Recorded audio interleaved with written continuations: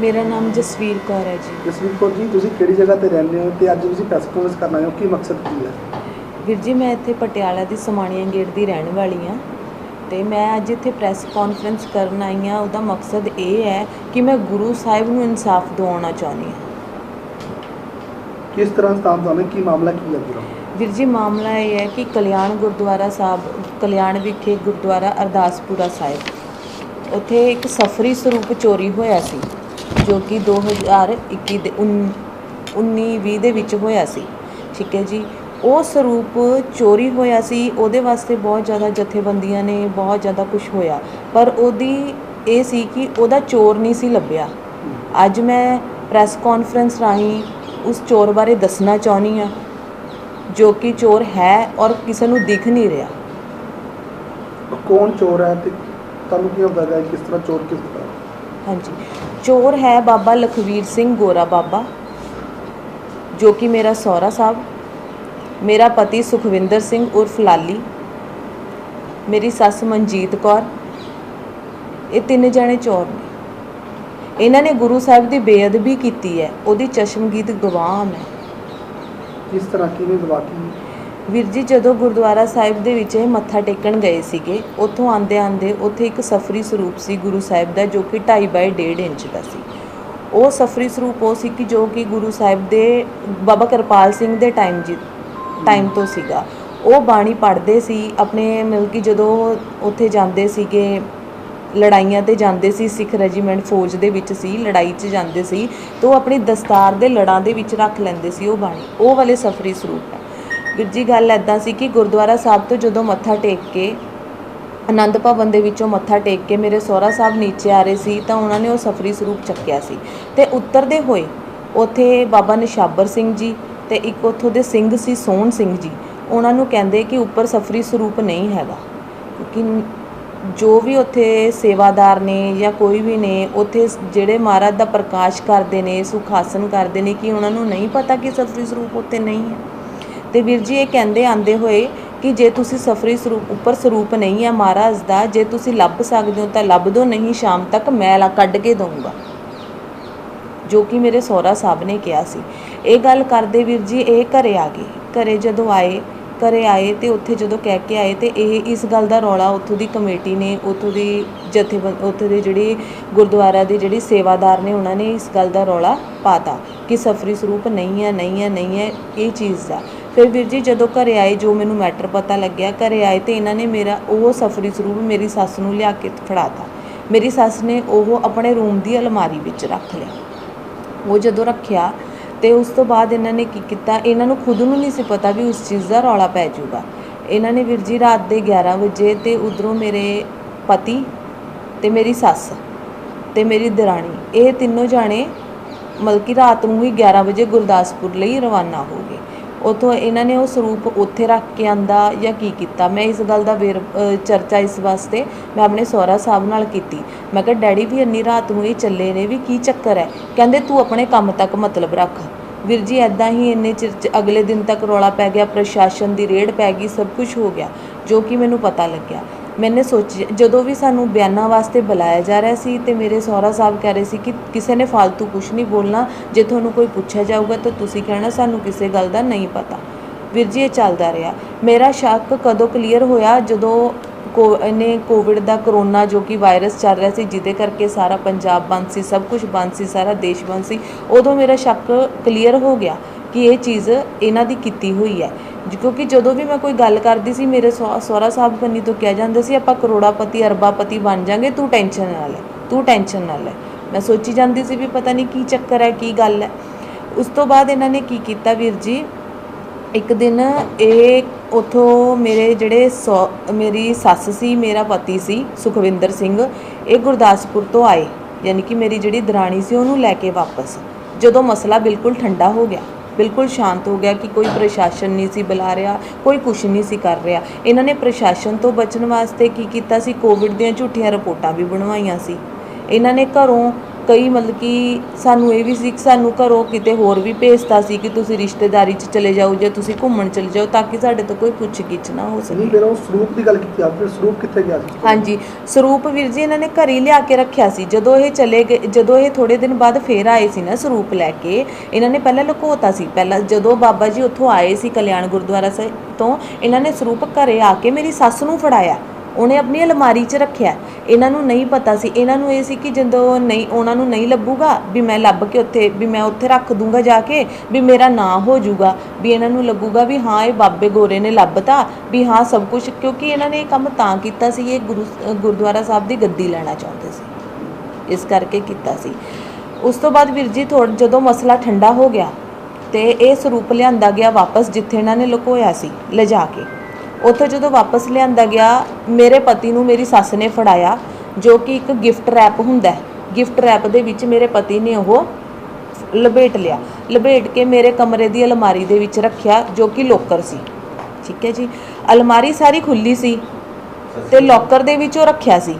ਮੈਨੂੰ ਪੈ ਗਿਆ ਸ਼ੱਕ ਵੀ ਹਾਂ ਵੀ ਇਹ ਕੀ ਕਰ। ਮੈਨੇ ਆਪਣੇ ਪਤੀ ਨੂੰ ਪੁੱਛਿਆ ਵੀ ਤੁਸੀਂ ਸਾਰੀ ਅਲਮਾਰੀ ਖੁੱਲੀ ਛੱਡੀ ਆ, ਵੀ ਤੁਸੀਂ ਲੋਕਰ ਨੂੰ ਲੋਕ ਕਿਉਂ ਲਾਇਆ? ਮੈਨੂੰ ਜਦੋਂ ਵੀ ਮੈਂ ਪੁੱਛਣਾ ਤੂੰ ਕੀ ਲੈਣਾ, ਤੇਰਾ ਤੂੰ ਆਪਣਾ ਕੰਮ ਕਰ।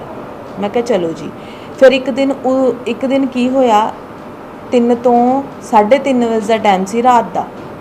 ਮੇਰੀ ਸੱਸ ਨੇ ਮੇਰੇ ਪਤੀ ਨੂੰ ਬੁਲਾਇਆ, ਮੈਂ ਨਹੀਂ ਉੱਠੀ ਤੇ ਮੈਨੂੰ ਲੱਗਿਆ ਵੀ ਚਲੋ ਘਰ ਦੇ ਵਿੱਚ ਕੋਈ ਬਿਮਾਰੀ ਠਮਾਰੀ ਹੁੰਦੀ ਹੈ ਵੀ ਤਾਂ ਕਰਕੇ ਬੁਲਾਇਆ ਹੋਣਾ। ਮੇਰੇ ਪਤੀ ਉੱਠ ਕੇ ਗਏ ਬਾਹਰ ਜਦੋਂ ਗਏ ਤੇ ਥੋੜੀ ਦੇਰ ਬਾਅਦ ਮੇਰੇ ਪਤੀ ਆਏ ਅੰਦਰ, ਬਿਲਕੁਲ ਦਬਵੇਂ ਪੈਰਾਂ ਨਾਲ ਆ ਕੇ ਉਹਨਾਂ ਨੇ ਅਲਮਾਰੀ ਖੋਲੀ। ਅਲਮਾਰੀ ਲੱਕੜ ਦੀ ਸੀ, ਜੇ ਲੋਹੇ ਦੀ ਹੁੰਦੀ ਤਾਂ ਆਵਾਜ਼ ਕਰਦੀ। ਲੱਕੜ ਦੀ ਅਲਮਾਰੀ ਸੀ ਤੇ ਮੈਨੇ ਦੇਖਿਆ ਤੇ ਉਹਨਾਂ ਨੇ ਲੋਕਰ ਖੋਲ੍ਹਿਆ ਆਰਾਮ ਨਾਲ। ਮੈਨੂੰ ਚਾਬੀ ਦੀ ਆਵਾਜ਼ ਸੁਣਾਈ ਦਿੱਤੀ ਜਦੋਂ ਲੋਕਰ ਖੋਲ੍ਹਿਆ। ਲੋਕਰ ਖੋਲ੍ਹ ਕੇ ਵੀਰ ਜੀ ਉਹਨਾਂ ਦੇ ਝੱਗੀ ਪਾਈ ਹੋਈ ਸੀ, ਉਹਨਾਂ ਨੇ ਉਸ ਗੀਜੇ 'ਚ ਪਾ ਲਿਆ। ਲੋਕਰ ਖੋਲ੍ਹ ਕੇ ਉਹ ਪੈਕਟ ਜਿਹੜਾ ਇੰਨਾ ਕੁ ਸਰੂਪ ਸੀ ਉਹਨਾਂ ਨੇ ਕਵਰ ਸਮੇਤ ਹੀ ਆਪਣੀ ਗੀਜੇ 'ਚ ਪਾ ਲਿਆ। ਗੀਜੇ 'ਚ ਜਦੋਂ ਉਹਨਾਂ ਨੇ ਪਾਇਆ ਉਹ ਸਰੂਪ, ਮੈਂ ਫਟਾਫਟ ਉੱਠੀ, ਉਹ ਬਾਹਰ ਨਿਕਲ ਗਏ। ਮੈਂ ਬਿਲਕੁਲ ਹੌਲੀ ਉੱਠੀ। ਜਦੋਂ ਮੈਂ ਅਲਮਾਰੀ ਖੋਲ੍ਹੀ ਤਾਂ ਅਲਮਾਰੀ ਵੀ ਖੁੱਲ੍ਹੀ, ਲੋਕਰ ਵੀ ਖੁੱਲ੍ਹਾ।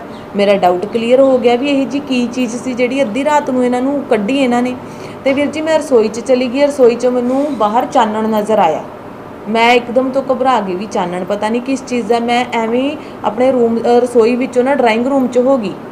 ਡਰਾਇੰਗ ਰੂਮ 'ਚ ਜਦੋਂ ਗਈ, ਮੈਨੇ ਹਲਕਾ ਜਿਹਾ ਪਰਦਾ ਸਾਈਡ 'ਤੇ ਕੀਤਾ। ਵੀਰ ਜੀ ਬਾਹਰ ਮੇਰੀ ਸੱਸ ਤੇ ਮੇਰਾ ਪਤੀ ਚੁੱਲ੍ਹਾ ਜਲਾਈ ਬੈਠੇ ਸੀ, ਜਿਹੜਾ ਮਿੱਟੀ ਦਾ ਚੁੱਲ੍ਹਾ ਹੁੰਦਾ ਨਾ, ਇਹਨਾਂ ਨੇ ਅੱਗ ਬਾਲੀ ਸੀ। ਮੈਂ ਸੋਚਾਂ ਵੀ ਇਸ ਟਾਈਮ ਕਿਹੜੀ ਅੱਗ ਬਾਲ ਰਹੇ ਨੇ, ਵੀ ਹੁਣ ਤਾਂ ਕੋਈ ਮੌਸਮ ਵੀ ਇੱਦਾਂ ਦਾ ਨਹੀਂ ਹੈਗਾ ਜਾਂ ਫਿਰ ਇਹ ਸਮਾਂ ਵੀ ਨਹੀਂ 3 ਤੋਂ 3:30 ਵਜੇ ਦਾ ਕਿਹੜਾ ਟਾਈਮ ਹੁੰਦਾ ਚੁੱਲ੍ਹਾ ਬਾਲਣ ਦਾ ਜਦੋਂ ਆਪਣੇ ਘਰੇ ਗੈਸ ਨੇ। ਵੀਰ ਜੀ ਇਹ ਨਾ ਉੱਥੇ ਇੱਕ ਜਿਵੇਂ ਆਪਣੇ ਉਹ ਹੁੰਦੇ ਨੇ ਕੈਲੰਡਰ ਹੁੰਦੇ ਨੇ ਜਾਂ ਫੋਟੋਆਂ ਹੁੰਦੀਆਂ ਨੇ ਥੋੜ੍ਹੀਆਂ, ਮਹਾਰਾਜ ਦੀਆਂ ਫੋਟੋਆਂ ਫਟ ਜਾਂਦੀਆਂ ਜਾਂ ਕੋਈ ਜੰਤਰੀਆਂ ਹੁੰਦੀਆਂ ਨੇ ਹੈ ਨਾ, ਉਹ ਚੀਜ਼ਾਂ ਇਕੱਠੀਆਂ ਕਰੀ ਬੈਠੇ ਸੀ। ਉਹ ਫੂਕ ਰਹੇ ਸੀ, ਜਲਾ ਰਹੇ ਸੀ ਉਹਨਾਂ ਨੂੰ ਇੱਕ ਇੱਕ ਕਰਕੇ। ਇੰਨੇ 'ਚ ਜਦੋਂ ਜਦੋਂ ਮੈंने ਪਰਦਾ ਹਟਾ ਕੇ ਦੇਖਿਆ, ਮੈਂ ਸੋਚਿਆ, ਮੈਂ ਕਿਹਾ ਪਤਾ ਨਹੀਂ ਕਿ ਜਦੋਂ ਮੈਂ ਜਾਣ ਲੱਗੀ ਮੇਰੇ ਪਤੀ ਨੇ ਨਾ ਇੱਕਦਮ ਤੋਂ ਆਪਣੀ ਗੀਜੇ 'ਚ ਉਹ ਚੀਜ਼ ਕੱਢੀ, ਪੈਕਿੰਗ ਸਮੇਤ ਚੁੱਲ੍ਹੇ ਦੇ ਵਿੱਚ ਦੇ ਦਿੱਤੀ। ਮੈਨੂੰ ਇੱਕਦਮ ਮੇਰੇ ਪੈਰਾਂ ਤਲੇ ਤੋਂ ਜ਼ਮੀਨ ਨਿਕਲ ਗਈ ਕਿ ਇਹਦਾ ਮਤਲਬ ਮੈਨੂੰ ਉਸ ਟਾਈਮ ਮੇਰਾ ਦਿਮਾਗ ਇਹ ਹੋ ਗਿਆ ਵੀ ਇਹਨਾਂ ਨੇ ਸਰੂਪ, ਇਹਦਾ ਮਤਲਬ ਇਹ ਸਰੂਪ ਸੀਗਾ ਜਿਹੜਾ ਇਹਨਾਂ ਨੇ ਗੁਰੂ ਮਹਾਰਾਜ ਦਾ ਲੋਕਰ ਦੇ ਵਿੱਚ ਰੱਖਿਆ ਸੀ, ਜੋ ਚੋਰੀ ਹੋਇਆ ਸੀ ਇਹਨਾਂ ਨੇ ਚੋਰੀ ਕੀਤਾ ਸੀ। ਤਾਂ ਹੀ ਮੇਰੇ ਸਹੁਰਾ ਸਾਹਿਬ ਕਹਿ ਰਹੇ ਸੀ ਵੀ ਹਾਂ ਆਪਾਂ ਅਰਬਾਪਤੀ ਕਰੋੜਾਪਤੀ ਬਣ ਜਾਵਾਂਗੇ। ਵੀਰ ਜੀ ਇਸ ਗੱਲ ਦੀ ਮੇਰੇ ਹੱਥ 'ਚ ਫ਼ੋਨ ਸੀਗਾ। ਮੈਨੇ ਜਦੋਂ ਮੇਰੇ ਫ਼ੋਨ ਦੀ ਨਾ ਫਲੈਸ਼ ਲਾਈਟ ਔਨ ਸੀ, ਜੋ ਕਿ ਮੇਰੇ ਨਹੀਂ ਧਿਆਨ 'ਚ ਸੀ, ਜਦੋਂ ਉਹਦੇ ਵਿੱਚ ਮੈਨੇ ਫੋਟੋ ਵੀ ਖਿੱਚ ਲਈ ਸੀਗੀ। ਫੋਟੋ ਵੀ ਖਿੱਚੀ, ਉਹ ਕੁਦਰਤੀ ਫਲੈਸ਼ ਲਾਈਟ ਔਨ ਹੋਣ ਕਰਕੇ ਉਹ ਸ਼ੀਸ਼ੇ ਵਿੱਚ ਦੀ ਬਾਹਰ ਮੇਰੇ ਪਤੀ ਨੂੰ ਤੇ ਮੇਰੀ ਸੱਸ ਨੂੰ ਦਿਖ ਗਈ। ਇਹਨਾਂ ਦੀ ਪੈ ਗਈ ਨਿਗਾਹ। ਵੀਰ ਜੀ ਮੇਰੀ ਸੱਸ ਫਟਾਫਟ ਉੱਠੀ, ਉਹਨੇ ਕੀ ਕੀਤਾ, ਆਪਣੇ ਕਮਰੇ 'ਚ ਜਾ ਕੇ ਲੌਕ ਲਾ ਲਿਆ। ਉਹਦਾ ਕਮਰਾ ਬਾਹਰ ਹੀ ਸੀ ਜਿੱਥੇ ਚੁੱਲ੍ਹਾ ਜਲਾਇਆ ਸੀ ਇਹਨਾਂ ਨੇ। ਮੇਰਾ ਪਤੀ ਆਇਆ, ਮੈਂ ਜਦੋਂ ਡਰਾਇੰਗ ਰੂਮ 'ਚੋਂ ਅੰਦਰ ਨੂੰ ਨਿਕਲਣ ਲੱਗੀ, ਵੀਰ ਜੀ ਇਹਨਾਂ ਨੇ ਮੈਨੂੰ ਫੜ ਲਿਆ, ਬਹੁਤ ਜ਼ਬਰਦਸਤ ਤੋਂ ਫੜਿਆ ਤੇ ਮੇਰੇ ਮੂੰਹ 'ਤੇ ਥੱਪੜ ਮਾਰੇ ਔਰ ਮੈਨੂੰ ਬਹੁਤ ਬੁਰੀ ਤਰ੍ਹਾਂ ਕੁੱਟਿਆ। ਮੈਂ ਉਸ ਟਾਈਮ ਬਹੁਤ ਜਿੱਦ ਕੀਤੀ ਵੀ ਤੁਸੀਂ ਇਹ ਕੰਮ ਪਾਪ ਕੀਤਾ, ਗੁਰੂ ਮਹਾਰਾਜ ਤੁਹਾਡੇ ਘਰੇ ਨੇ, ਨਿਸ਼ਾਨ ਸਾਹਿਬ ਤੁਹਾਡੇ ਘਰੇ ਨੇ, ਬਾਬਾ ਜੀ ਦਾ ਆਸਣ ਬਣਾਇਆ, ਜਿਹਦੇ ਸਿਰ 'ਤੇ ਤੁਸੀਂ ਖਾਂਦੇ ਹੋ, ਤੁਸੀਂ ਆਹ ਕੰਮ ਕੀਤਾ, ਵੀ ਮੈਂ ਸਭ ਨੂੰ ਦੱਸਾਂਗੀ। ਵੀਰ ਜੀ ਇਸ ਗੱਲ ਪਿੱਛੇ ਇਹਨਾਂ ਨੇ ਮੈਨੂੰ ਅੱਧੀ ਮਰਨ ਵਾਲੀ ਕਰਤਾ। ਇਹਨਾਂ ਨੇ ਬਹੁਤ ਬੁਰੀ ਤਰ੍ਹਾਂ ਲੱਤਾਂ ਮਾਰ ਕੇ ਕੁੱਟਿਆ। ਅਗਲੇ ਦਿਨ ਉਸੇ ਦਿਨ ਸ਼ਾਮ ਨੂੰ ਮੇਰੇ ਸਹੁਰਾ ਸਾਹਿਬ ਆਏ। ਮੈਨੇ ਇਹ ਗੱਲ ਪਿੱਛੇ ਨਾ ਮੇਰੇ ਸਹੁਰਾ ਸਾਹਿਬ ਕਹਿੰਦੇ ਕਿ ਮੈਨੂੰ ਬਹੁਤ ਗੁੱਸਾ ਸੀ ਕਿ ਮੈਂ ਗੱਲ ਕਿਹਦੇ ਨਾਲ ਕਰਾਂ, ਕਿਉਂਕਿ ਜਿਹੜਾ ਫ਼ੋਨ ਸੀ ਜਿਹਦੇ ਵਿੱਚ ਮੈਂ ਫ਼ੋਟੋ ਖਿੱਚੀ ਸੀ, ਮੇਰੇ ਪਤੀ ਨੂੰ ਪਤਾ ਲੱਗ ਗਿਆ ਨੇ ਫ਼ੋਟੋ ਖਿੱਚੀ ਆ। ਉਹ ਫ਼ੋਨ ਖੋਲ੍ਹ ਕੇ ਤੋੜ ਕੇ ਚੁੱਲ੍ਹੇ ਦੇ ਵਿੱਚ ਉਹ ਵੀ ਦੇਤਾ। ਜੇ ਕਿ ਮੈਂ ਕਿਸੇ ਨੂੰ ਦੱਸ ਵੀ ਨਹੀਂ ਸਕਦੀ ਸੀ। ਮੈਂ ਇੰਨੀ ਬੇਬਸ ਹੋ ਗਈ ਸੀ ਕਿ ਮੈਂ ਆਪਣੇ ਘਰਦਿਆਂ ਨਾਲ ਵੀ ਕੰਟੈਕਟ ਨਹੀਂ ਸੀ ਕਰ ਸਕਦੀ। ਮੈਨੂੰ ਇੰਨੀ ਬੁਰੀ ਤਰ੍ਹਾਂ ਕੁੱਟਿਆ। ਜਦੋਂ ਤੁਹਾਨੂੰ ਇਹ ਜਾਣਕਾਰੀ ਸਾਰੀ ਪਤਾ ਲੱਗੀ, ਹਾਂਜੀ, ਤੁਸੀਂ ਪ੍ਰਸ਼ਾਸਨ ਕੋਲ ਵੀ ਗੱਲ ਗਈ ਸੀ, ਧਰਨੇ ਵੀ ਲੱਗੇ, ਹਾਂਜੀ। ਤਾਂ ਫਿਰ ਤੁਸੀਂ ਪ੍ਰਸ਼ਾਸਨ ਨੂੰ, ਅਧਿਕਾਰੀਆਂ ਨੂੰ, ਜੱਜ ਸਾਹਿਬਾਨ ਨੂੰ ਇਹ ਗੱਲ ਸਾਰੀ ਦੱਸੀ? ਵੀਰ ਜੀ ਇਹ ਸਾਰੀ ਗੱਲ ਮੈਂ ਦੱਸੀ ਉਹਨਾਂ ਨੂੰ, ਪਰ ਉਸ ਟਾਈਮ ਜਦੋਂ ਮੈਨੂੰ ਪਤਾ ਲੱਗੀ ਨਾ ਇਹ ਚੀਜ਼ ਮੈਂ ਦੱਸੀ, ਪਰ ਉਸ ਦੇ ਵਿੱਚ ਇਹ ਕੀ ਗੱਲ ਹੋ ਗਈ ਸੀ, ਜਦੋਂ ਮੈਂ ਉੱਥੋਂ ਨਿਕਲਣ ਦੀ ਕੋਸ਼ਿਸ਼ ਕੀਤੀ ਉਸ ਟਾਈਮ ਨੇ ਮੈਂ ਨਿਕਲ ਸਕੀ ਕਿਉਂਕਿ ਮੇਰੀ ਹਾਲਤ ਬਹੁਤ ਖ਼ਰਾਬ ਸੀ। ਜਦੋਂ ਮੈਂ ਮੇਰੇ ਸਹੁਰੇ ਨੂੰ ਦੱਸਿਆ ਕਿ ਡੈਡੀ ਤੁਸੀਂ ਆਹ ਕੰਮ ਕੀਤਾ, ਤੇ ਉਹਨਾਂ ਨੇ ਵੀਰ ਜੀ ਮੈਨੂੰ ਬਹੁਤ ਬੁਰੀ ਤਰ੍ਹਾਂ ਕੁੱਟਿਆ ਤੇ ਮੈਨੂੰ ਕਿਹਾ ਤੈਨੂੰ ਅਸੀਂ ਬਾਹਰ ਤੈਨੂੰ ਜਿੰਦੀ ਵੀ ਨਹੀਂ ਛੱਡਣਾ। ਉਹਨਾਂ ਨੇ ਮੈਨੂੰ ਇੰਨੀ ਬੁਰੀ ਤਰ੍ਹਾਂ ਮਾਰਿਆ। ਤੇ ਉਸ ਤੋਂ ਬਾਅਦ ਕੀ ਕੀਤਾ ਵੀਰ ਜੀ, ਮੈਂ ਉਹਨਾਂ ਦਾ ਵਿਸ਼ਵਾਸ ਜਿੱਤ ਕੇ, ਕਿਉਂਕਿ ਮੇਰੇ ਕੋਲ ਕੋਈ ਫੋਨ ਵੀ ਨਹੀਂ ਸੀ। ਮੈਂ ਆਪਣੇ ਘਰਦਿਆਂ ਨੂੰ, ਕਿਉਂਕਿ ਜੇ ਮੈਂ ਕੋਈ ਗੱਲ ਕਰਦੀ ਆਪਣੇ ਘਰਦਿਆਂ ਨਾਲ ਕਰਦੀ ਤੇ ਮੈਂ ਉੱਥੇ ਕਿਸੇ ਤੇ ਵਿਸ਼ਵਾਸ ਨਹੀਂ ਕਰ ਸਕਦੀ। ਮੈਂ ਬਿਲਕੁਲ ਟੁੱਟ ਗਈ ਸੀ ਵੀ ਮੈਂ ਕਿਹਨੂੰ ਦੱਸਾਂ। ਗੋਲੀਆਂ ਨਸ਼ੇ ਦੀਆਂ ਗੋਲੀਆਂ ਦਿੰਦੇ ਸੀਗੇ, ਨੀਂਦ ਦੀਆਂ ਗੋਲੀਆਂ ਦਵਾਉਂਦੇ, ਤੇ ਮੈਂ ਉਹਦੇ ਨਾਲ ਮੇਰਾ ਦਿਮਾਗ, ਤੁਸੀਂ ਆਪ ਦੇਖੋ ਕਿ ਜਦੋਂ ਮੈਨੂੰ ਨਸ਼ੇ ਦੀਆਂ ਗੋਲੀਆਂ ਦੇ ਕੇ ਨਾ ਮੇਰਾ ਨੀਂਦ ਦੀਆਂ ਗੋਲੀਆਂ, ਕੋਈ ਚੀਜ਼ ਦੇਣੀ ਲੈ ਤੂੰ ਖਾ ਲੈ, ਉਹਦੇ ਵਿੱਚ ਵੀ ਨੀਂਦ ਦੀਆਂ ਗੋਲੀਆਂ, ਚਾਹ ਦੇਣੀ ਉਹ ਲੈ ਤੂੰ ਪੀ ਲੈ, ਉਹਦੇ ਵਿੱਚ ਵੀ ਨੀਂਦ ਦੀਆਂ ਗੋਲੀਆਂ। ਤਾਂ ਇਹਦੇ ਨਾਲ ਮੈਨੂੰ ਸੁਰਤ ਕਿੱਥੇ ਰਹਿੰਦੀ। ਮੈਂ ਫਿਰ ਇਹਨਾਂ ਦਾ ਵਿਸ਼ਵਾਸ ਜਿੱਤਿਆ ਹੌਲੀ ਹੌਲੀ, ਤੇ ਮੈਨੇ ਕੀ ਕੀਤਾ, ਫਿਰ ਮੈਂ ਆਪਣੇ ਘਰੇ ਬਹਾਨਾ ਮਾਰ ਕੇ ਆਈ ਕਿ ਮੈਨੂੰ 2 ਦਿਨ ਵਾਸਤੇ ਮੇਰੇ ਘਰੇ ਛੱਡ ਦਿਓ। ਇਹ ਵੀਰ ਜੀ ਮੈਨੂੰ ਛੱਡ ਕੇ ਗਏ, ਘਰੇ ਛੱਡ ਕੇ ਗਏ। ਮੈਂ 2 ਦਿਨ ਕੱਢੇ। ਮੇਰੇ ਮੰਮੀ ਪਾਪਾ ਕਹਿੰਦੇ ਵੀ ਕੀ ਗੱਲ ਵੀ ਤੂੰ ਸਾਡੇ ਨਾਲ ਗੱਲ ਵੀ ਨਹੀਂ ਸੀ ਚੰਗੀ ਤਰ੍ਹਾਂ ਕਰਦੀ, ਕਿਉਂਕਿ ਫ਼ੋਨ ਜਦੋਂ ਇਹ ਕਰਦੇ ਸੀ ਮੇਰੇ ਘਰ ਵੀ ਸਹੁਰੇ ਦੇ ਫ਼ੋਨ 'ਤੇ ਜਾਂ ਫਿਰ ਮੇਰੇ ਪਤੀ ਦੇ ਫ਼ੋਨ 'ਤੇ ਕਰਦੇ ਸੀ, ਉਹਨਾਂ ਦੇ ਫ਼ੋਨਾਂ 'ਚ ਰਿਕਾਰਡਿੰਗਾਂ ਸੀ, ਮੈਂ ਗੱਲ ਨਹੀਂ ਦੱਸ ਸਕਦੀ ਸੀ। ਮੈਨੇ ਫਿਰ ਆਪਣੇ ਪਾਪਾ ਨੂੰ ਕਿਹਾ, ਮੈਂ ਕਿਹਾ ਪਾਪਾ ਵੀ ਇੱਕ ਗਲਤ ਕੰਮ ਹੋ ਗਿਆ ਜੋ ਮੈਂ ਸਮਝ ਨਹੀਂ ਲੱਗ ਰਹੀ ਵੀ ਮੈਂ ਕਿੱਦਾਂ ਦੱਸਾਂ, ਕਿਹਨੂੰ ਦੱਸਾਂ, ਮੈਨੂੰ ਕਿਸੇ 'ਤੇ ਯਕੀਨ ਨਹੀਂ। ਫਿਰ ਮੈਂ ਇਸ ਗੱਲ ਪਿੱਛੇ ਆਪਣੇ ਮੰਮੀ ਪਾਪਾ ਨੂੰ ਦੱਸਿਆ। ਮੇਰੇ ਪਾਪਾ ਕਹਿੰਦੇ ਤੂੰ ਹਿੰਮਤ ਨਹੀਂ ਹਾਰਨੀ, ਅਸੀਂ ਤੇਰੇ ਨਾਲ ਹੈਗੇ ਹਾਂ, ਤੂੰ ਟੈਨਸ਼ਨ ਨਹੀਂ ਲੈਣੀ, ਤੂੰ ਇਹ ਨਾ ਸੋਚ, ਤੈਨੂੰ ਮੈਂ ਇਹੀ ਗੱਲ ਸੋਚੀ, ਕਹਿੰਦੇ ਤੂੰ ਮਰਦੀ ਹੈ ਤੂੰ ਮਰ, ਪਰ ਕਹਿੰਦੇ ਗੁਰੂ ਸਾਹਿਬ ਨੂੰ ਇਨਸਾਫ ਜ਼ਰੂਰ ਦਿਵਾਉਣਾ ਕਿਉਂਕਿ ਗੁਰੂ ਸਾਹਿਬ ਦੇ ਪਾਪੀ ਨੇ। ਇਸੇ ਕਰਕੇ ਮੈਂ ਅੱਜ ਇਹੀ ਕੋਸ਼ਿਸ਼ ਕੀਤੀ, ਮੈਂ ਵੀਰ ਜੀ ਨਾਲ ਕੰਟੈਕਟ ਕੀਤਾ ਕਿ ਵੀਰ ਜੀ ਮੈਨੂੰ ਤੁਹਾਡੀ ਮਦਦ ਦੀ ਲੋੜ ਹੈ ਕਿਉਂਕਿ ਮੈਂ ਕਿਸੇ 'ਤੇ ਵੀ ਯਕੀਨ ਨਹੀਂ ਕਰ ਸਕਦੀ। ਇਸ ਚੀਜ਼ ਵਾਸਤੇ ਮੈਂ ਇਸ ਗੱਲ ਪਿੱਛੇ ਮੈਂ IG ਸਾਹਿਬ ਨਾਲ ਵੀ ਗੱਲ ਕੀਤੀ, SSP ਸਾਹਿਬ, DSP ਸਾਹਿਬ, ਜੱਜ ਸਾਹਿਬ ਤੱਕ ਮੇਰੇ ਕੋਲ ਮੇਰੇ ਬਿਆਨ ਹੋ ਗਏ। ਮੈਨੇ ਸਾਰਿਆਂ ਨੂੰ ਇਹ ਚੀਜ਼ ਦੱਸੀ। ਫਿਰ ਮੈਨੇ ਵੀਰ ਜੀ ਨਾਲ ਕੰਟੈਕਟ ਕੀਤਾ, ਮੈਂ ਕਿਹਾ ਵੀਰ ਜੀ ਮੈਨੂੰ ਤੁਹਾਡੀ ਮਦਦ ਦੀ ਲੋੜ ਹੈ ਵੀ ਮੈਨੇ ਤੁਹਾਡੇ ਬਾਰੇ ਸੁਣਿਆ ਪਰ ਮੇਰੀ ਮਦਦ ਕੋਈ ਨਹੀਂ ਕਰ ਰਿਹਾ। ਮੈਂ ਮਰਨ ਤੋਂ ਨਹੀਂ ਡਰਦੀ, ਮੈਨੂੰ ਚਾਹੇ ਅੱਜ ਮਾਰ ਦੇਣ, ਮੈਨੂੰ ਕੋਈ ਇੰਨਾ ਸਮਾਂ ਹੋ ਗਿਆ ਅਜੇ ਤੱਕ ਜਿਹੜਾ ਇਨਸਾਫ ਨਹੀਂ ਮਿਲਿਆ। ਕੀ ਸਮਝਦੇ ਕਿ ਸੰਸਥਾਵਾਂ ਦੀ ਗਲਤੀ ਹੈ, ਸ਼੍ਰੋਮਣੀ ਗੁਰਦੁਆਰਾ ਪ੍ਰਬੰਧਕ ਕਮੇਟੀ ਨਹੀਂ ਸਾਥ ਦੇ ਰਹੀ? ਕੀ ਸਮਝਦੇ ਕਿਉਂ ਨਹੀਂ ਇੰਨਾ ਸਮਾਂ ਹੋ ਗਿਆ? ਤੁਸੀਂ ਬਿਆਨ ਵੀ ਦਰਜ ਕਰਵਾਏ ਨੇ ਆਪਣੇ। ਹਾਂਜੀ, ਮੇਰੇ ਬਿਆਨ ਵੀਰ ਜੀ ਜਨਵਰੀ 'ਚ ਹੋਏ ਸੀ। ਜਨਵਰੀ ਤੋਂ ਲੈ ਕੇ ਹੁਣ ਤੱਕ ਕਮੀ ਕਿੱਥੇ ਦੇਖਦੇ ਹੋ? ਕਿਉਂ ਨਹੀਂ ਇਨਸਾਫ ਮਿਲ ਰਿਹਾ? ਮੈਨੂੰ ਖੁਦ ਨਹੀਂ ਸਮਝ ਆ ਰਿਹਾ ਕਿਉਂਕਿ ਜਿਹੜੇ ਗੁਰੂ ਘਰ ਦੇ ਵਿੱਚ ਸਰੂਪ ਦੀ ਬੇਅਦਬੀ ਹੋਈ, ਉਸ ਗੁਰੂ ਘਰ ਦੇ ਵਿੱਚ ਵੀ ਮੈਂ ਜਾ ਕੇ ਕਿਹਾ ਕਿ ਮੈਂ ਖੜੀ ਹਾਂ ਤੁਹਾਡੇ ਨਾਲ, ਮੈਂ ਬਿਆਨ ਦੇਣ ਨੂੰ ਤਿਆਰ ਹਾਂ, ਤੁਸੀਂ ਮੇਰਾ ਸਾਥ ਤਾਂ ਦਿਓ। ਪਿੰਡ ਵਾਸੀ ਵਗੈਰਾ ਕੋਈ ਸਰਪੰਚ ਕੋਈ ਨਾਲ ਨਹੀਂ ਜੀ, ਉਹਨਾਂ ਦੀ ਕਮੇਟੀ ਮੈਂਬਰ ਸੀਗੇ ਉੱਥੇ। ਅੱਛਾ, ਗੁਰਦੁਆਰਾ ਸਾਹਿਬ ਦੇ ਕਮੇਟੀ ਬੈਠੀ। ਨਹੀਂ ਪਿੰਡ ਵਾਸੀਆਂ ਦੀ ਗੱਲ ਕੀਤੀ ਜਾਵੇ ਜਾਂ ਫਿਰ ਸਰਪੰਚ ਦੀ ਗੱਲ? ਉੱਥੇ ਸਰਪੰਚ ਸਾਹਿਬ ਮੌਜੂਦ ਸੀ ਵੀਰ ਜੀ। ਨਹੀਂ, ਕਿਸੇ ਨੇ ਕੁਝ ਨਹੀਂ ਕੀਤਾ।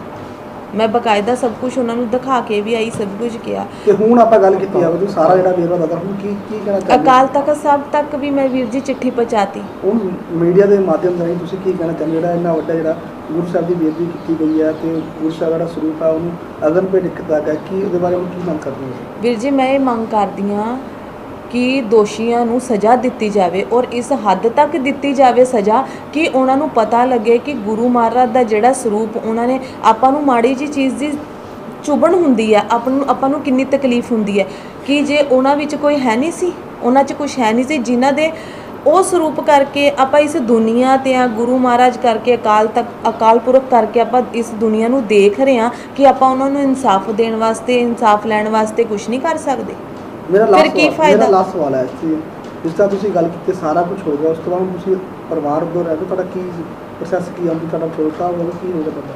ਨਹੀਂ, ਮੇਰਾ ਹਜੇ ਕੋਈ ਛੱਡਾ ਨਹੀਂ ਹੋਇਆ, ਉਹ ਮੇਰਾ ਪਰਸਨਲ ਮੈਟਰ ਹੈ, ਉਹ ਮੇਰੇ ਉਸ ਵਾਸਤੇ ਇਹਦੇ ਵਿੱਚ ਮੈਂ ਕੁਝ ਵੀ ਨਹੀਂ ਕਹਿ ਸਕਦੀ ਕਿਉਂਕਿ ਉਹ ਮੇਰੀ ਵੱਖਰੀ ਲਾਈਫ ਹੈ। ਮੇਰਾ ਸਵਾਲ ਇਹ ਸੀ ਸਿੱਧਾ ਸਪਸ਼ਟ ਤੌਰ ਤੇ, ਹਾਂਜੀ, ਵੀ ਤੁਸੀਂ ਜਿਹੜਾ ਅੱਜ ਇਹ ਜਾਣਕਾਰੀ ਸਾਰੀ ਦੇ ਰਹੇ ਹੋ, ਹਾਂਜੀ, ਕੀ ਇਸ ਕਰਕੇ ਦੇ ਰਹੇ ਹੋ ਜਾਂ ਤੁਸੀਂ ਪਹਿਲਾਂ ਮੀਡੀਆ ਸਾਹਮਣੇ ਕੀ ਇਹ ਕਾਰਨ ਕੀ ਸੀ? ਨਹੀਂ, ਇਹ ਇਸ ਕਰਕੇ ਨਹੀਂ ਦੇ ਰਹੀ। ਜੇ ਮੇਰਾ ਪਰਸਨਲ ਮੈਟਰ ਦੀ ਗੱਲ ਕਰਦੇ ਹੋ, ਉਹ ਮੇਰਾ ਮੈਟਰ ਸ਼ੁਰੂ ਹੋਇਆ ਹੁਣ, ਠੀਕ ਹੈ ਜੀ। ਜਿਹੜਾ ਇਹ ਮਹਾਰਾਜ ਵਾਲੇ ਦੀ ਗੱਲ ਕਰਦੇ ਆਪਾਂ, ਮਹਾਰਾਜ ਦੀ ਬੇਅਦਬੀ ਦੀ ਗੱਲ ਕਰਦੇ ਆ, ਇਹ ਮੈਟਰ ਦੀ ਜਾਣਕਾਰੀ ਮੈਂ ਪਹਿਲਾਂ ਯਾਨੀ ਕਿ ਦਸੰਬਰ ਲਾਸਟ ਜਨਵਰੀ ਦੀ 19 ਤਰੀਕ ਤੱਕ ਇਹ ਪ੍ਰਸ਼ਾਸਨ ਨੂੰ ਸਭ ਕੁਝ ਦੱਸ ਚੁੱਕੀ ਹੈ। ਮੇਰਾ ਹੁਣ ਹੋਰ ਸਵਾਲ ਹੈ ਕਿ ਪੰਜਾਬ ਦੇ ਵਿੱਚ ਬਹੁਤ ਸੰਸਥਾਵਾਂ ਨੇ, ਸ਼੍ਰੋਮਣੀ ਗੁਰਦੁਆਰਾ ਪ੍ਰਬੰਧਕ ਕਮੇਟੀ ਹੈ, ਹਾਂਜੀ, ਇਸ ਤਰ੍ਹਾਂ ਜਿਹੜਾ ਸਹਿਯੋਗ ਦੀ ਮੰਗ ਕਰਦੇ ਹੋ, ਜਿਹੜਾ ਇਨਸਾਫ ਮਿਲ ਸਕੇ, ਕੀ ਕਹਿਣਾ ਚਾਹੁੰਦੇ ਹੋ? ਮੈਂ ਇਨਸਾਫ ਇਹ ਚਾਹੁੰਦੀ ਹਾਂ, ਮੈਨੂੰ ਕਿਸੇ ਚੀਜ਼ ਦੀ ਲੋੜ ਨਹੀਂ, ਗੁਰੂ ਸਾਹਿਬ ਨੂੰ ਇਨਸਾਫ ਦਵਾ ਦਿਓ। ਜਿਨ੍ਹਾਂ ਦੇ ਸਿਰ ਤੇ ਸਭ ਕੁਝ ਸਿਰਜ ਰਿਹਾ, ਸਭ ਕੁਝ ਹੋ ਰਿਹਾ, ਮੈਨੂੰ ਕਿਸੇ ਚੀਜ਼ ਦੀ ਜ਼ਰੂਰਤ ਨਹੀਂ। ਮੈਂ ਚਾਹੁੰਦੀ ਹਾਂ ਮਹਾਰਾਜ ਨੂੰ ਇਨਸਾਫ ਦਵਾ ਦਿਓ ਉਹਨਾਂ ਦੀ, ਤਾਂ ਕਿ ਕੋਈ, ਮੈਂ ਕੁੜੀ ਹੋ ਕੇ ਮੈਂ ਆਪਣਾ ਪਰਿਵਾਰ ਛੱਡਿਆ, ਆਪਣਾ ਪਤੀ ਛੱਡਿਆ, ਆਪਣਾ ਸਭ ਕੁਝ ਛੱਡਿਆ, ਕਾਹਦੇ ਵਾਸਤੇ? ਕਿ ਉੱਥੇ ਗਲਤ ਹੋ ਰਿਹਾ ਸੀ। ਮੈਂ ਗਲਤ ਨੂੰ ਬਰਦਾਸ਼ਤ ਨਹੀਂ ਕਰ ਸਕੀ। ਮੈਨੂੰ ਮੇਰੇ ਰਿਸ਼ਤੇ ਤੱਕ ਕੋਈ ਮਤਲਬ ਨਹੀਂ, ਚਾਹੇ ਮੈਨੂੰ ਅੱਜ ਮਾਰ ਦੇਣ, ਮੈਨੂੰ ਮਰਵਾਉਣ ਦੀ ਵੀ ਕੋਸ਼ਿਸ਼ ਕੀਤੀ ਹੈ, ਪਰ ਮੈਂ ਅੜੀ ਰਹੀ। ਹੁਣ ਵੀ ਮੈਂ ਅੜੀ ਹਾਂ। ਜਿੱਥੇ ਮੇਰੇ ਨਾਲ ਕੋਈ ਕਹੂਗਾ ਵੀ ਹਾਂ ਇੱਥੇ ਤੂੰ ਖੜੀ ਹੈ, ਉੱਥੇ ਮੈਂ ਖੜੀ ਹਾਂ। ਮੈਂ ਆਪਣੀ ਜ਼ੁਬਾਨ ਤੋਂ ਪਿੱਛੇ ਨਹੀਂ ਹਟਦੀ। ਮੈਨੂੰ ਗੁਰੂ ਸਾਹਿਬ ਦਾ ਇਨਸਾਫ ਦੀ ਜ਼ਰੂਰਤ ਹੈ, ਮੈਨੂੰ ਕਿਸੇ ਚੀਜ਼ ਦੀ ਜ਼ਰੂਰਤ ਨਹੀਂ। ਵਾਹਿਗੁਰੂ ਜੀ ਕਾ ਖਾਲਸਾ, ਵਾਹਿਗੁਰੂ ਜੀ ਕੀ ਫਤਿਹ। ਦਾਸ ਸੁਖਜੀਤ ਸਿੰਘ ਖੋਸੇ, ਸ਼੍ਰੀ ਗੁਰੂ ਗ੍ਰੰਥ ਸਾਹਿਬ ਸਤਿਕਾਰ ਕਮੇਟੀ ਪੰਜਾਬ ਤੋਂ। ਮੇਰੇ ਕੋਲ ਇਸ ਬੇਟੀ ਨੇ ਪਰਸੋਂ ਫ਼ੋਨ ਕਾਲ 'ਤੇ ਮੈਨੂੰ ਸਾਰੀ ਇਹ ਕਹਾਣੀ ਸੁਣਾਈ ਸੀ, ਜਿਹੜੀ ਦਰਦ ਭਰੀ, ਬੜੀ ਇੱਕ ਸ਼ਰਮਨਾਕ ਕੌਮ ਵਾਸਤੇ ਮੈਂ ਕਹੂੰਗਾ ਇਹ ਗੱਲ ਹੈਗੀ ਹੈ ਕਿ ਸਤਿਗੁਰੂ ਸ਼੍ਰੀ ਗੁਰੂ ਗ੍ਰੰਥ ਸਾਹਿਬ ਮਹਾਰਾਜ ਦੇ ਸਰੂਪਾਂ ਨੂੰ ਜਿਹੜੇ ਤਰੀਕੇ ਦੇ ਨਾਲ ਉਹਨਾਂ ਨੇ ਅੱਗ ਦੇ ਹਵਾਲੇ ਕੀਤਾ, ਕਿੱਦਾਂ ਚੋਰੀ ਕੀਤਾ। ਕਿਉਂਕਿ ਜਿੰਦਾ ਜਾਗਦਾ ਗਵਾਹ ਆ, ਸਬੂਤ ਆ, ਅਸੀਂ ਸਬੂਤ ਮੰਗਦੇ ਫਿਰਦੇ ਹਾਂ, ਲੱਭਦੇ ਫਿਰਦੇ ਹਾਂ। ਸਾਰੀ ਇਹ ਜਿਹੜੀ ਤੁਹਾਡੀ ਪ੍ਰੈਸ ਵਾਰਤਾ ਮੈਂ ਵੀ ਕੋਲ ਬੈਠਾ ਸੁਣ ਰਿਹਾ ਸੀਗਾ, ਅਤੇ ਮੈਨੂੰ ਹੈਰਾਨਗੀ ਹੋ ਰਹੀ ਆ ਵੀ ਅਸੀਂ ਡੈਮੋਕ੍ਰੇਸੀ ਦੇਸ਼ ਵਿੱਚ ਰਹਿ ਰਹੇ ਹਾਂ, ਪਰੰਤੂ ਸ਼ੇਮ ਹੈ। ਜੱਜ ਸਾਹਿਬ ਦੇ ਬਿਆਨ ਦਿੱਤੇ ਗਏ ਹੋਣ, IG ਸਾਹਿਬ ਨੂੰ ਮਿਲਿਆ ਗਿਆ ਹੋਵੇ, ਪਰੰਤੂ ਹਜੇ ਕੁਝ ਵੀ ਨਾ ਹੋਇਆ ਹੋਵੇ। ਉਹ ਬੰਦੇ ਹੁਣ ਕਿੱਦਾਂ ਬਾਹਰ ਘੁੰਮ ਰਹੇ ਹੈਗੇ ਆ। ਅਤੇ ਮੇਰਾ ਸਵਾਲ ਹੈਗਾ ਸਾਰੀਆਂ ਜਥੇਬੰਦੀਆਂ ਨੂੰ, ਸਾਰੀਆਂ ਧਾਰਮਿਕ ਸੰਸਥਾਵਾਂ ਨੂੰ, SGPC ਨੂੰ, ਕਿ ਅਸੀਂ ਸ੍ਰੀ ਗੁਰੂ ਗ੍ਰੰਥ ਸਾਹਿਬ ਮਹਾਰਾਜ ਦਾ ਦਿੱਤਾ ਹੋਇਆ ਖਾਂਦੇ ਹਾਂ, ਉਹਨਾਂ ਦਾ ਰਹਿਮੋ ਕਰਮ 'ਤੇ ਚੱਲ ਰਹੇ ਹਾਂ, ਪਰੰਤੂ ਅੱਜ ਸਾਡੇ ਕੋਲ ਇੱਕ ਬੇਟੀ ਲੜਕੀ ਹੋ ਕੇ ਉੱਠ ਕੇ ਗਵਾਹੀ ਵੀ ਦੇ ਰਹੀ ਆ, ਐਫੀਡੇਵਿਟ ਦੇਣ ਨੂੰ ਵੀ ਤਿਆਰ ਆ, ਸਾਰਾ ਕੁਝ ਕਹਿਣ ਨੂੰ ਤਿਆਰ ਆ, ਅਤੇ ਪਰ ਉਹ ਦਰਿੰਦਿਆਂ ਦੇ ਉੱਤੇ ਕਾਰਵਾਈ ਕੌਣ ਕਰੇਗਾ? ਅੱਜ ਇਹ ਲੜਕੀ ਇਕੱਲੀ ਨਾ ਇਹਨੂੰ ਸਮਝਿਆ ਜਾਵੇ, ਇਹਦੇ ਪਿੱਛੇ ਉਹ ਬਹੁਤ ਕੁਝ ਕਰਨ ਦੀ ਕੋਸ਼ਿਸ਼ ਕਰਦੇ ਆ। ਸੰਸਥਾ ਸ਼੍ਰੀ ਗੁਰੂ ਗ੍ਰੰਥ ਸਾਹਿਬ ਸਤਿਕਾਰ ਕਮੇਟੀ ਇਹਦੇ ਨਾਲ ਹੈਗੀ ਆ, ਔਰ ਅਸੀਂ ਮੌਜੂਦਾ ਸਰਕਾਰ ਕੋਲੋਂ ਮੰਗ ਕਰਦੇ ਹਾਂ ਵੀ ਗ੍ਰਹਿ ਵਿਭਾਗ ਜਿਹੜਾ ਸਰਦਾਰ ਭਗਵੰਤ ਸਿੰਘ ਮਾਨ ਹੋਣਾ ਕੋਲ ਹੈਗਾ, ਸਮਾਂ ਰਹਿੰਦਿਆਂ ਉਹ ਇਸ ਜਿਹੜੀ ਕੌਮ ਦੇ ਉੱਤੇ ਬਹੁਤ ਵੱਡੀ ਤਰਾਸਦੀ ਹੈ ਕਿ ਸਫੀ ਸਰੂਪ, ਬੜੀ ਲੰਬੀ ਚੌੜੀ ਗੱਲ ਚੱਲੀ ਸੀ, ਕੈਪਟਨ ਸਾਹਿਬ ਵੇਲੇ ਵੀ ਗੱਲ ਹੋਈ ਸੀ, ਬੜਾ ਵੱਡਾ ਇੱਥੇ ਐਜੀਟੇਸ਼ਨ ਵੀ ਹੋਇਆ ਸੀ, ਕੁਝ ਨਹੀਂ ਹੋਇਆ। ਉਦੋਂ ਆਪਾਂ ਕਹਿੰਦੇ ਸੀ ਸਬੂਤਾਂ ਦੀ ਘਾਟ ਕਾਰਨ ਲਖਬੀਰ ਸਿੰਘ ਕੋ ਜ਼ਮਾਨਤ ਦੇ ਦੀ ਗਈ, ਅਖਬਾਰਾਂ ਦੀਆਂ ਕੱਟੀਆਂ ਹੈਗੀਆਂ, ਪਰੰਤੂ ਅੱਜ ਸਬੂਤ ਬੈਠਾ ਆ, ਇਹਨੂੰ ਫੜ ਕੇ ਫਾਹੇ ਲਾਓ, ਇਹਨੂੰ ਅੰਦਰ ਦੇ ਦਿਓ, ਨਹੀਂ ਤਾਂ ਫਿਰ ਇਹ ਕਿਸੇ ਨਾ ਕਿਸੇ ਵੀਰ ਭਾਊ ਨੇ ਇਹਦਾ, ਜਿਵੇਂ ਇੱਥੇ ਪਟਿਆਲੇ ਹੋਇਆ, ਐਵੇਂ ਵੀ ਹੋ ਸਕਦਾ। ਪ੍ਰਸ਼ਾਸਨ ਸਮਾਂ ਰਹਿੰਦਿਆਂ ਇਹਨੂੰ ਫੜ ਕੇ ਅੰਦਰ ਦੇਵੇ, ਅਤੇ ਇਸ ਬੱਚੀ ਦੀ ਜਿਹੜੀ ਇਹ ਸੁਰੱਖਿਆ ਆ ਉਹ ਪ੍ਰਸ਼ਾਸਨ ਦੀ ਜ਼ਿੰਮੇਵਾਰੀ ਆ, ਕਿਉਂਕਿ ਦਰਿੰਦੇ ਲੋਕ ਜਿਹੜੇ, ਖਿਮਾ ਕਰਨਾ ਮੈਨੂੰ, ਜਿਹੜੇ ਪ੍ਰਸ਼ਾਸਨ ਖਰੀਦ ਸਕਦੇ ਆ, ਚੌਥਾ ਥੰਮ ਖਰੀਦ ਸਕਦੇ ਆ, ਜਥੇਬੰਦੀਆਂ ਨੂੰ ਵੀ ਉਹ ਖਰੀਦਣ ਦੀ ਕੋਸ਼ਿਸ਼ ਕਰਦੇ ਆ, ਪ੍ਰਬੰਧਕ ਕਮੇਟੀ ਨੂੰ ਖਰੀਦਦੇ ਆ, ਅਤੇ ਕੀ ਉਹ ਪਹਾੜੇ ਦੇ ਗੁੰਡੇ ਮੰਗਾ ਕੇ ਇਹ ਲੜਕੀ ਦਾ ਨੁਕਸਾਨ ਵੀ ਕਰਾ ਸਕਦੇ ਆ। ਸੋ ਇਸ ਕਰਕੇ ਅੱਜ ਅਸੀਂ ਸਿੰਬੋਲਿਕ ਤੌਰ 'ਤੇ ਛੋਟੀ ਜੀ ਇੱਕ ਛੋਟੀ ਪ੍ਰੈਸ ਮਿਲਣੀ 'ਚ ਤੁਹਾਡੇ ਨਾਲ ਮਿਲੇ ਆ। ਤੁਹਾਡਾ ਮੀਡੀਆ ਦਾ ਵੀ ਧੰਨਵਾਦ, ਕਿਉਂਕਿ ਅਸੀਂ ਚਾਹੁੰਦੇ ਹਾਂ ਕਿ ਤੁਸੀਂ ਇਹ ਖਬਰ ਨੂੰ ਪਬਲਿਸ਼ ਕਰ ਦਿਓ। ਬਹੁਤ ਵਾਰ ਬਹੁਤ ਸੱਜਣ ਮੀਡੀਆ ਵਾਲੇ ਇਹਨਾਂ ਕੋਲ ਬਾਈਟਾਂ ਲੈ ਗਏ ਆ, ਪਰ ਚੱਲੀਆਂ ਨਹੀਂ ਹੈਗੀਆਂ। ਇਹ ਇੱਕ ਜਿਹੜੀ ਗੱਲ ਧਿਆਨ ਮੰਗਦੀ ਹੈਗੀ ਆ ਕਿ ਅਸੀਂ ਖੜ੍ਹੇ ਕਿੱਥੇ ਹਾਂ। ਉਹ ਯਾਰੋ, ਗੁਰੂ ਗ੍ਰੰਥ ਸਾਹਿਬ ਵਾਸਤੇ, ਧਰਮ ਵਾਸਤੇ, ਧਰਮ ਕੋਈ ਅਵਲ ਅੱਲ ਨੂਰ ਅਪਾਇਆ ਕੁਦਰਤ ਕੇ ਸਭ ਬੰਦੇ ਏਕ ਨੂਰ ਤੇ ਸਭ ਜਗ ਉਪਜਿਆ ਕੌਣ ਭਲੇ ਕੋ ਮੰਦੇ। ਇੱਥੇ ਤਾਂ ਸਾਰਿਆਂ ਧਰਮਾਂ ਦੀ ਗੱਲ ਕਰਦਾ ਗੁਰੂ ਗ੍ਰੰਥ ਸਾਹਿਬ ਸੱਚੇ ਪਾਤਸ਼ਾਹ, ਤੇ ਜੇ ਉਹਦੇ ਵਾਸਤੇ ਸਾਡਾ ਮੀਡੀਆ ਜਾਂ ਸਾਡੀਆਂ ਸੰਸਥਾਵਾਂ ਜਾਂ ਸਾਡਾ ਪ੍ਰਸ਼ਾਸਨ ਕੋਈ ਗੱਲ ਨਾ ਕਰੇ ਤੇ ਬੜੀ ਸ਼ੇਮ, ਇਹ ਗੱਲ ਬੜੀ ਭੱਦੀ ਹੈਗੀ ਆ।